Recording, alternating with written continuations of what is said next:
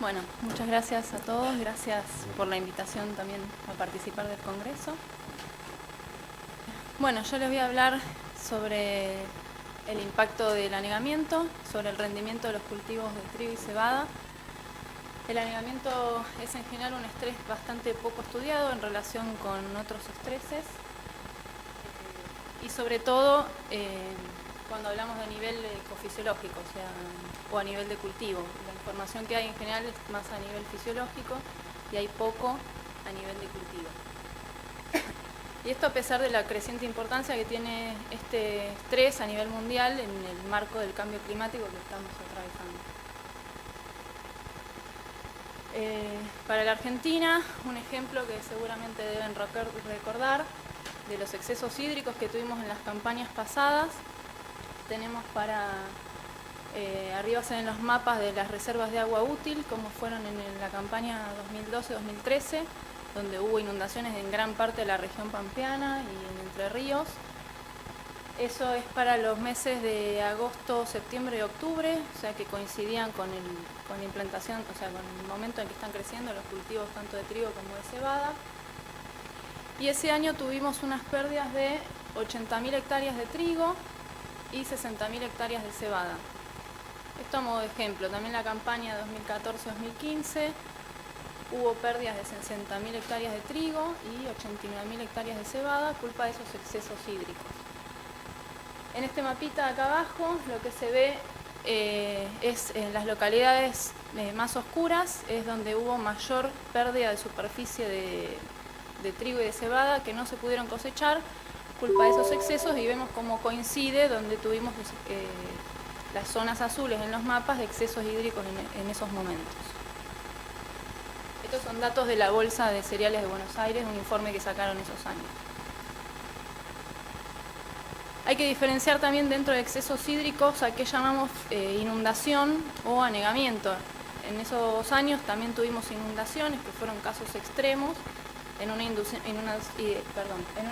lo que tenemos es parte de la parte aérea de la planta también que está bajo agua, a diferencia de lo que es un anegamiento, es que es simplemente la saturación de poros del perfil del suelo. O sea, en el caso de un anegamiento solo tenemos las raíces sensando ese estrés. La parte aérea de la planta está en condiciones normales atmosféricas. Entonces vemos ahí en un esquema cómo sería un suelo bien drenado, ahí, donde vemos una raíz creciendo, las partículas del suelo, y el agua está adherida a esas partículas del suelo, que es eso negro que se ve alrededor. Y el resto son poros de aire, o sea que tenemos un buen intercambio gaseoso entre la atmósfera y la rizósfera.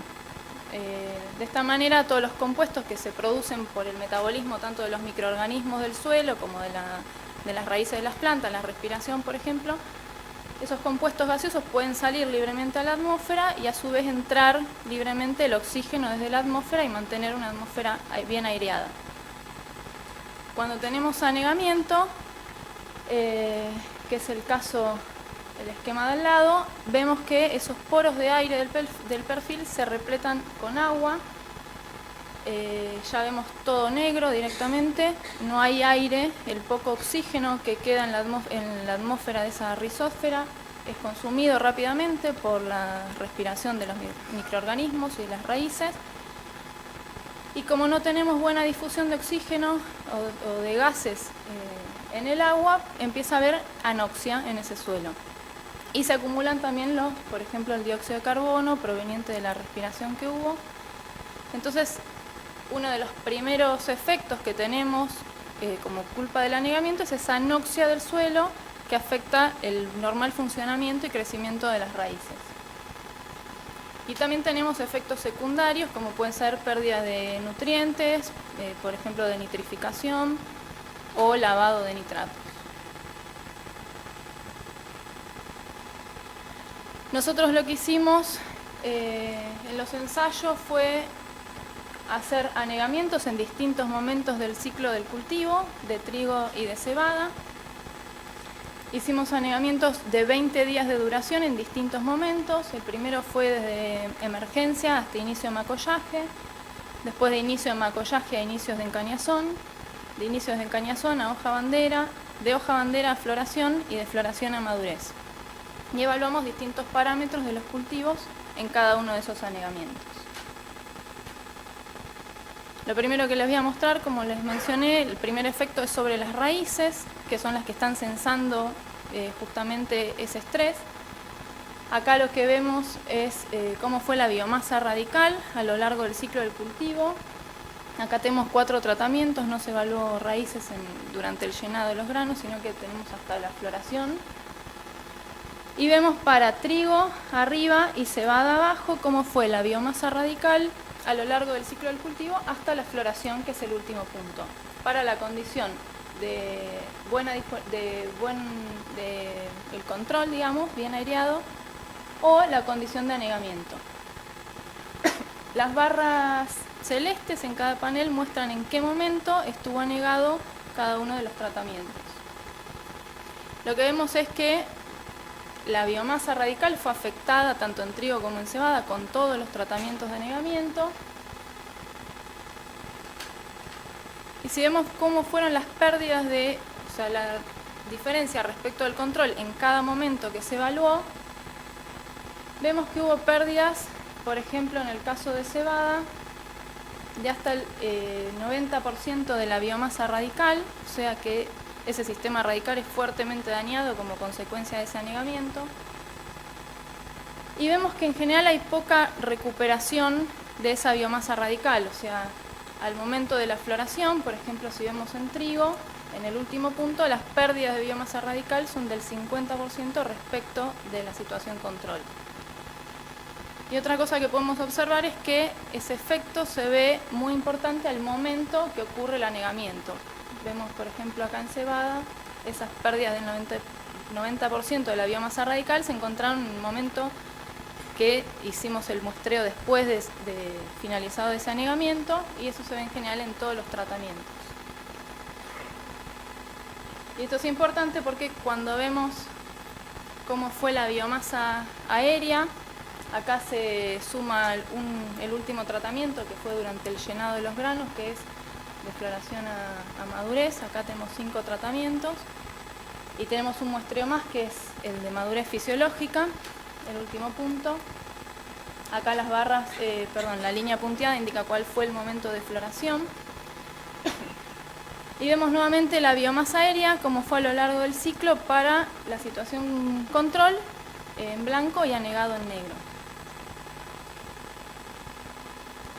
Cuando vemos cómo fueron las pérdidas respecto al control en cada uno de esos momentos, vemos que en general, al momento de finalizado el anegamiento, las pérdidas de biomasa aérea son mínimas o no son significativas respecto al control. O sea que tenemos un efecto, no detectamos el efecto del anegamiento al momento que está ocurriendo. Sin embargo, cuando hicimos el muestreo 20 días siguientes, después de que ya se había liberado el anegamiento, esas pérdidas pasan a ser muy importantes, de hasta el 60% o 70% de la biomasa aérea. O sea, los síntomas del anegamiento los vemos con posterioridad a que ya terminó el estrés. Esto es porque primero el efecto se da sobre las raíces, que en general nadie las mira, y el efecto sobre la biomasa aérea se ve con posterioridad. Si vemos cómo fueron esas máximas pérdidas que se encontraron, teniendo en cuenta ese delay en el que se ven los síntomas, vemos que esas máximas pérdidas son mayores cuanto más temprano ocurrió el anegamiento, y que en general van siendo menores cuando el anegamiento va siendo más atrasado en el ciclo, más cercano a la floración del cultivo.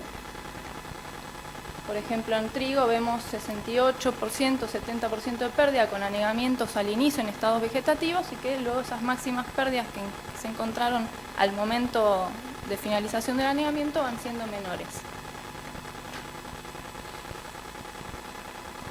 Sin embargo, si vemos cómo fue la capacidad de recuperación, o sea, cómo fue esa biomasa aérea al momento de la madurez fisiológica del cultivo, si nos detenemos en el primer tratamiento, por ejemplo, vemos que si bien se encontraron pérdidas de más del 60% de biomasa en estados tempranos, ese cultivo tuvo capacidad de recuperar y llegó a la floración y a la madurez con 5% de diferencia con respecto al control, o sea que tiene gran capacidad de recuperación. Esa capacidad de recuperación se va reduciendo a medida que el anegamiento lo vamos teniendo más tardíamente en el ciclo del cultivo. Eso nos da una idea de cómo fueron los efectos sobre el rendimiento. Acá lo que vemos es cómo fue el rendimiento respecto del control, también para los distintos momentos de anegamiento. Acá están mostrados como días desde floración, o sea el 0 fue el momento de floración. Y tenemos cebada en negro y trigo en blanco. Las respuestas fueron bastante similares en los dos cultivos. Y para dos fechas de siembra distintas. Los puntos son, los círculos son una fecha de siembra normal o temprana, y los triángulos fueron una fecha de siembra tardía, muy tardía, en este caso fue septiembre, con la idea de que tengan condiciones ambientales bien contrastantes. Lo que vemos acá entonces es que en general las pérdidas de rendimiento van siendo mayor a medida que el anegamiento ocurre más tarde o más cercano a la floración del cultivo. Y eso ocurrió con las dos condiciones ambientales, con las dos fechas de siembra. Pero vimos que con la fecha de siembra temprana la magnitud de esas pérdidas es muchísimo mayor. El cultivo está en condiciones más demandantes y el efecto del anegamiento se maximiza. O sea, acá vemos la importancia del ambiente que está explorando el cultivo cuando ocurre el estrés. Bueno, y entonces con esta figura pudimos determinar cuál fue el periodo crítico para anegamiento, o sea, donde encontramos las mayores pérdidas, que fue en los días previos a floración, coincidiendo con el periodo crítico de determinación del rendimiento en condiciones potenciales.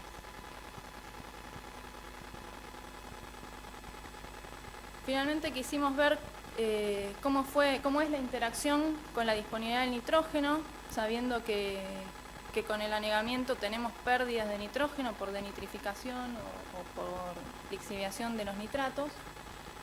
Entonces lo que hicimos fue seleccionar dos de los tratamientos, dos de los momentos de anegamiento.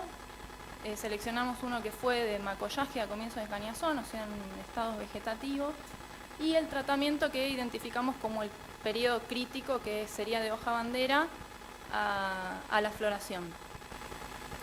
Esto fue otro experimento que se hizo en los contenedores, también en dos fechas de siembra. Arriba vemos una fecha de siembra más tardía, de agosto, y abajo una de junio, más temprana, también para trigo y cebada. Y esos dos momentos de anegamiento se hicieron con baja disponibilidad de nitrógeno, o sea, sin fertilización, o con alta disponibilidad de nitrógeno, que fueron 200 kilos de nitrógeno por hectárea.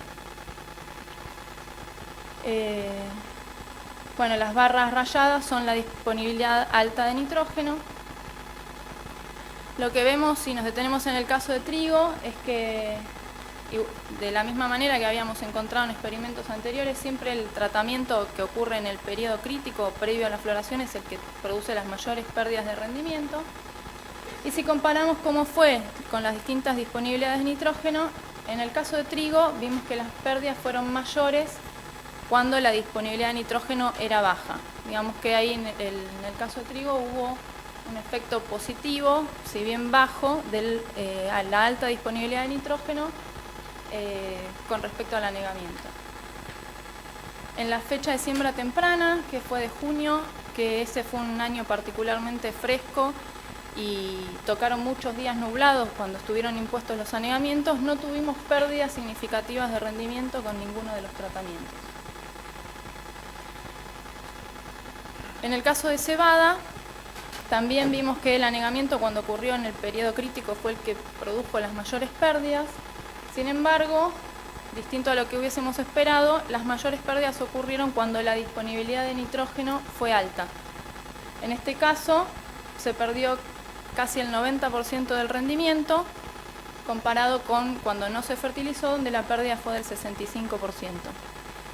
Y esta respuesta también se dio en el otro experimento, que el único tratamiento que tuvo caídas significativas del rendimiento, en este caso, fue cebada cuando se fertilizó y se anegó en el periodo crítico. Bueno, y acá en estas fotos muestran cómo estaba el cultivo en ese momento. Esto es cebada para alta disponibilidad de nitrógeno. El control que estaba en el comienzo de llenado de granos o llenando los granos. Esto es cuando se anegó en macollaje, que también se ve, que eso no mostré datos, pero se ve un retraso en la fenología, y acá en esta foto se nota la diferencia. Y esto es cómo estaba el cultivo cuando se anegó en el periodo crítico. Quedó cenecido completamente. Bueno, entonces, para terminar y hacer un resumen, con respecto al anegamiento, respecto al resto de los estreses, se ve un retraso en la visualización de los síntomas, básicamente porque el anegamiento está afectando primero las raíces y después eso se ve en la parte aérea con posterioridad, o sea, tenemos como un efecto delay. Vimos que no todos los momentos del ciclo son igualmente sensibles a la ocurrencia del anegamiento y se identificó el periodo crítico con el periodo alrededor de floración o previo a la floración, que es el momento en el que se producen las mayores pérdidas de rendimiento. Vimos que la respuesta es muy dependiente del ambiente. Cuando el ambiente o la demanda atmosférica es mayor, el efecto del anegamiento es mucho mayor, y si los días están nublados o muy frescos, puede ser que no haya tanta penalización del rendimiento. Vimos que hay una gran capacidad de recuperación cuando el anegamiento ocurre temprano en el ciclo. Si bien la planta se afecta y se ve un efecto sobre la biomasa producida, después tiene capacidad de recuperación y puede ser que el efecto sobre el rendimiento no sea significativo respecto del control. Vimos también que hay una gran capacidad de recuperación de la biomasa aérea, pero no así de la radical. Y en general el cultivo llegó a la floración con la mitad aproximadamente de la biomasa radical que tenía el control. Y después el efecto del nitrógeno, que se ve una diferencia entre trigo y cebada, que en trigo se vio un efecto positivo, si bien fue leve, de la aplicación de nitrógeno. El nitrógeno fue aplicado a la siembra. Y en el caso de cebada, mayor fertilización tuvo un efecto detrimental con respecto a la respuesta al anegamiento. Bueno, muchas gracias.